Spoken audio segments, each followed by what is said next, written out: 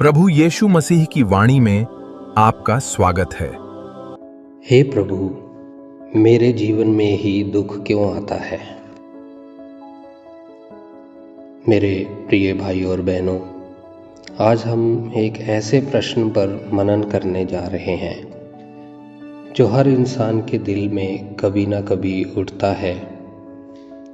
जब जीवन में कठिनाइयाँ आती हैं, जब प्रार्थनाएं अनसुनी लगती हैं, जब चारों ओर अंधेरा दिखाई देता है, तब हम पूछते हैं, हे प्रभु, मेरे साथ ही ऐसा क्यों हो रहा है? क्या आपने कभी ऐसा महसूस किया कि आप सही जीवन जी रहे हैं, फिर भी आपके जीवन में दुख जो है पीछा नहीं छोड़ता?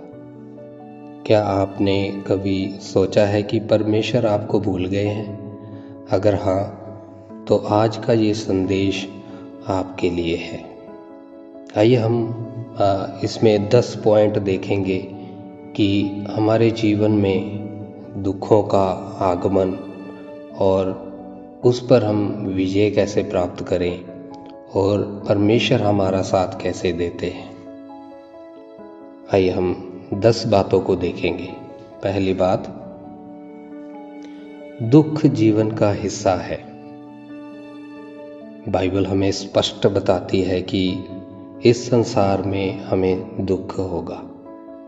जैसे यूहन्ना 16 अध्याय का 33 वचन हम जब पढ़ते हैं तो वहाँ लिखा है, इस संसार में तुम्हें कलेश होगा, परंतु ढांढस बांधो, मैंने संसार को जीत लिया है।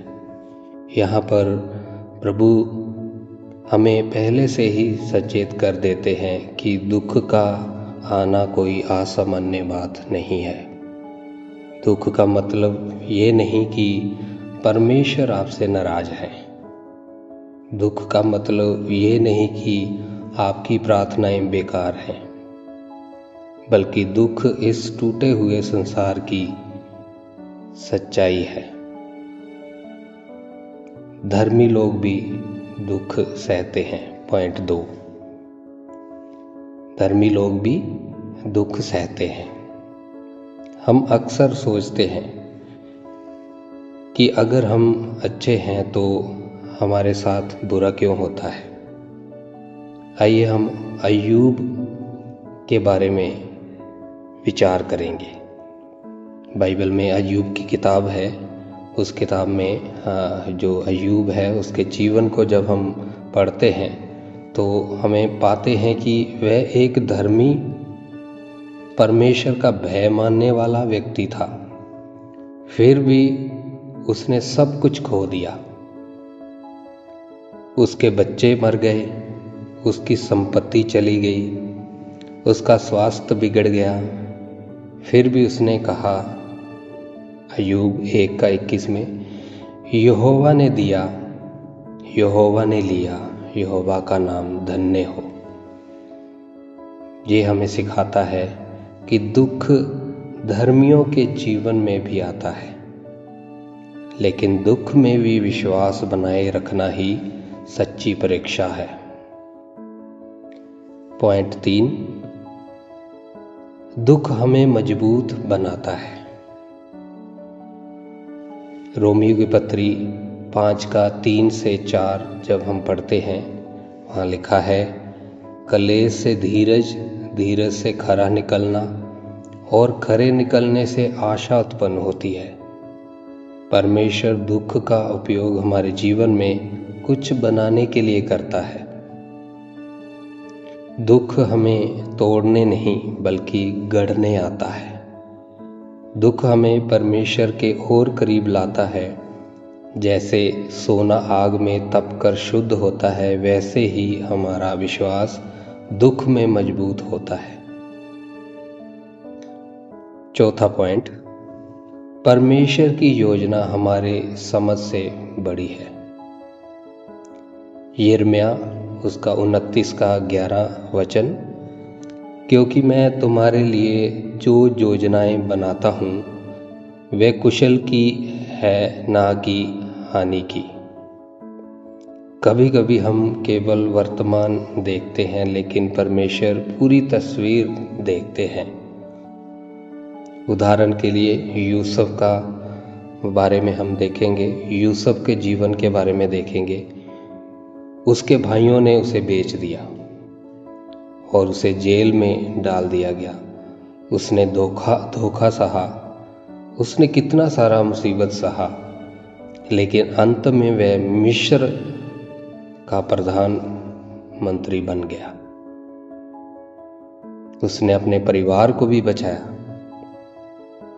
तो इसलिए मेरे प्रिय भाई और बहनों, जो आज दर्द है वही कल आशीर्वाद बन सकता है।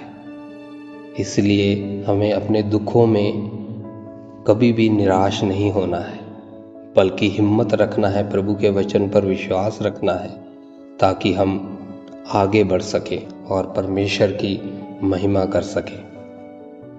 पांचवी बात, दुख हमें परमेश्वर के करीब लाता है। जब सब कुछ ठीक होता है, हम अक्सर परमेश्वर को भूल जाते हैं, लेकिन जब दुख आता है तो हम क्या करते हैं? हम घुटनों पर आ जाते हैं, हम प्रार्थना करने लग जाते हैं। भजन संहिता 34 का 18वां वचन, यहोवा टूटे मन वालों के समीप रहता है। दुख हमें प्रार्थना सिखाता है, दुख हमें नम्र बनाता है। जब हमारे जीवन में दुख आता है तो हम ज़्यादा प्रार्थना करते हैं और हम नम्र भी बन जाते हैं, और हमारा जो रिश्ता है परमेश्वर के साथ मजबूत होने लग जाता है। छठवीं बात, दुख का कारण पापी संसार है। ये संसार पूर्ण नहीं है। बीमारी, अन्याय, दर्द, ये सब संसार के पतन का परिणाम है। लेकिन अच्छी खबर ये है, परमेश्वर ने समाधान भी दिया है। प्रभु यीशु मसीह, उन्होंने क्रूस पर हमारे दुखों को अपने ऊपर ले लिया और इतना दुख सहा प्रभु यीशु मसीह ने। सबसे बड़ा उदाहरण हमारा प्रभु यीशु मसीह है कि उसने हमारे पापों को अपने ऊपर लिया। हम जब प्रभु यीशु मसीह का वाणी को, उसके वचनों को पढ़ते हैं तो हमें पता चलता है कि यीशु मसीह के जितना दुख किसी ने नहीं उठाया, लेकिन परमेश्वर ने उसको सबसे ऊंचा किया, सबसे ऊंचा नाम दिया। तो यही बात हमारे जीवन में भी लागू होती है कि हम जब हमारे जीवनों में दुख आता है, तकलीफ आता है, तो हमें परमेश्वर कुछ बनाना चाहता है, हमें परमेश्वर कुछ आगे बढ़ाना चाहता है, इसलिए हमारे जीवन में दुख आते हैं। हम जब देखते हैं कि अगर एक सब्जी बनाना हो तो उसकी टेस्ट सब्जी कैसे बनेगी? सबसे पहले क्या करेंगे? हम सब्जी लेके आएंगे, उसको क्या करेंगे? काटेंगे, छीलेंगे, साफ सफाई करेंगे, फिर हम एक अच्छा तड़का लगाएंगे, फिर उसको आग पर रखा जाएगा, फिर एक स्वादिष्ट सब्जी बन जाएगा। इसी प्रकार हमारे जीवन में भी परमेश्वर दुख देते हैं। वो दुख क्या है? हमें परमेश्वर काटता है, छीलता है और हमें अच्छा बनाने के लिए वो बहुत हमारे काट छाट करता है। तभी हम एक अच्छा मसीही जीवन प्रभु के सामने जी पाएंगे। सातवीं बात, परमेश्वर कभी हमें अकेला नहीं छोड़ते। इब्रानियों 13:5 में जब हम पढ़ते हैं, मैं तुम्हें कभी ना छोड़ूंगा और ना त्यागूंगा। जब आप रोते हैं, परमेश्वर देखते हैं। जब आप टूटते हैं, वह आपके पास होते हैं।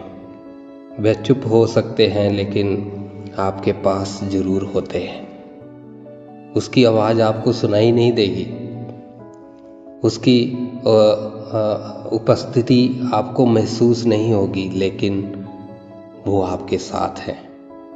कभी भी हम दुख में ये ना सोचे कि परमेश्वर ने हमें छोड़ दिया है। वो हमारे पास नहीं है। वो आपके पास हैं, आपके दुख को देख रहे हैं, लेकिन आपको वो कुछ बनाना चाहते हैं, आपको वो कुछ अपने जीवन में एक आशीर्वाद देना चाहते हैं। इसीलिए वो आपके दुख को देख रहे हैं और इंतज़ार कर रहे हैं कि मेरा बच्चा इस दुख में आगे बढ़ जाए। प्रभु आपको कभी भी ज़्यादा दुख नहीं देंगे। जब अंतिम क्षण हो जाएगा तो प्रभु आपको उस दुख से निकाल देंगे। 8वीं बात, दुख अस्थाई है। दूसरा ग्रंथियों 4:17 में हम पढ़ते हैं, हमारा हल्का और क्षण भर का क्लेश हमारे लिए अनंत महिमा उत्पन्न करता है। आज का दर्द हमेशा नहीं रहेगा। परमेश्वर ने हमें अनंत जीवन देने के लिए तैयार किया है। ये दुख क्षण भर का है, जल्दी खत्म हो जाएगा और परमेश्वर हमें उस अनंत काल के जीवन में हमें प्रवेश करवाएंगे। 9वीं बात, हमें कैसे प्रतिक्रिया देनी चाहिए जब हम दुख में होते हैं। इसमें 3 बातें हम देखेंगे। 9 पॉइंट में 3 बातें देखेंगे। पहली, कभी भी शिकायत ना करें, प्रार्थना करें। कभी भी हमारे जीवन में जब दुख आता है तो हम शिकायत ना करें बल्कि प्रार्थना करें। प्रभु के आगे बैठें, प्रभु के चरणों में बैठें, वचन पढ़ें तो प्रभु आपको और आगे बढ़ाएगा। दूसरी बात, हार नहीं मानना है, विश्वास रखें। कभी भी हम हार नहीं माने, कभी भी हम इतने दुख में पड़कर, इतनी निराश होकर कभी भी पीछे ना हटे और अपने विश्वास में मजबूत बने रहें। तीसरी, सवाल नहीं, समर्पण करें। प्रभु के सामने सवाल नहीं करें बल्कि समर्पण करें। ये 3 बातें हमें दुख में करनी बहुत ज़रूरी है। पहली, शिकायत नहीं करना है, प्रार्थना करनी है। दूसरी, हार नहीं मानना है, विश्वास रखना है। तीसरी, सवाल नहीं पूछना है, समर्पण करना है। अपने आप को प्रभु के सामने समर्पण कर दें तो प्रभु आपको हिम्मत और ताकत और बल देंगे।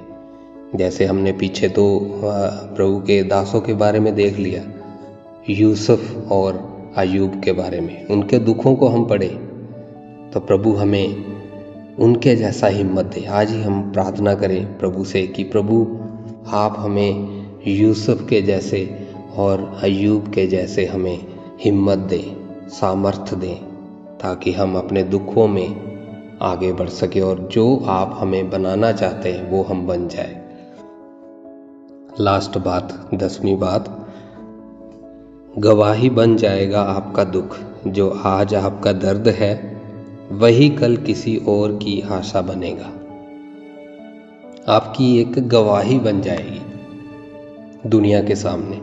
जब आप इस दुख से निकलेंगे तो आप कलीसिया में, आप विश्वासियों के सामने ये गवाही देंगे कि परमेश्वर ने मेरे जीवन में ऐसे दुख दिया और मैं आज देखो कहाँ से कहाँ हूँ। परमेश्वर ने मुझे कहाँ से कहाँ लेके आया। तो एक आपके जीवन में गवाही बनेगी। परमेश्वर आपके दुख को व्यर्थ नहीं जाने देते। आपकी कहानी किसी और को बचा सकती है। प्रिय भाइयों और बहनों, अगर आप आज दुख में हैं तो याद रखें आप अकेले नहीं हैं। परमेश्वर आपको भूले नहीं है, आपका दुख व्यर्थ नहीं है। और सबसे बड़ी बात, आपका अंत दुख में नहीं बल्कि विजय में होगा, आपकी जीत में होगा। प्रभु आपको जिताएंगे। आइए हम प्रभु के सामने अपने आप को समर्पण करें और प्रार्थना करें कि प्रभु हम इस दुखों में हमें मजबूत बनाए, सामर्थ्य दें ताकि हम आगे बढ़ सकें। आइए हम प्रार्थना करेंगे। हमारे स्वर्गीय पिता, हम आपके पास आते हैं, अपने टूटे हुए दिलों को आपके चरणों में लाते हैं। हमें समझ नहीं आता कि हमारे जीवन में दुख क्यों आया है, लेकिन हम आप पर विश्वास करते हैं। हमें धैर्य दे, हमें हमारे विश्वास को और बढ़ा और हमें अपनी उपस्थिति का अनुभव करवाएं। हम जानते हैं कि आप हमारे साथ हैं, हर आंसू में, हर दर्द में, हर एक कमी में आप हमारे साथ हैं। आज का वचन हमने सुन लिया है कि आप हमारे साथ हैं। शायद हमें लगता है कि आप हमारे साथ नहीं हैं, लेकिन आज के वचन सुनने से हमें मालूम चला कि आप दुख में भी हमारे साथ होते हैं। प्रभु, जितने भाई बहन लोग वचन सुन रहे हैं, बुजुर्ग बच्चे वचन सुन रहे हैं, उन सब पर आप आशीर्वाद दें और सबके साथ रहें। उनके दुखों को प्रभु, उनके दुखों में उनको हिम्मत और ताकत और सामर्थ और आपकी आशीष दें, ताकि वो आगे बढ़ सके। प्रभु, धन्यवाद करते हैं प्रभु। ये सारी प्रार्थना हमारे उद्धारकर्ता प्रभु यीशु मसीह के नाम से